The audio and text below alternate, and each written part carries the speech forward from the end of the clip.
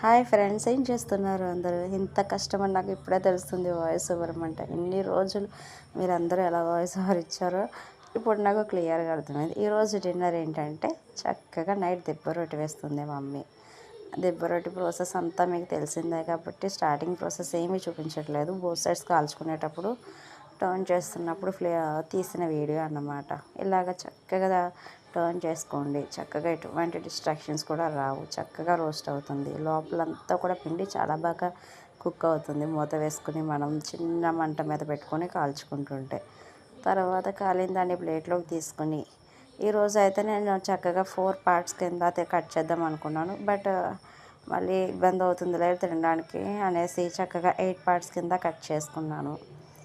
Cut చేసుకుని ఇందులో బెల్లం పానకం కానీ లేకపోతే పికల్స్ కానీ పల్లీ చట్నీ కానీ ఏమైనా వేసుకొని తినొచ్చు. కర్రీస్తో సహా వేసుకుని తినొచ్చు. చక్కగా దీన్ని నేను ఈరోజు గోంగూర పచ్చడి, ఉసిరికాయ పచ్చడి, దొండకాయ కర్రీ వేసుకుని చక్కగా తినేసి చాలా చాలా ఎంజాయ్ చేస్తాను. కుక్ అయ్యేటప్పుడు కూడా చాలా బాగా కుక్ అవుతుంది ఫ్రెండ్స్. చూడండి, this is my final plating. Like and subscribe.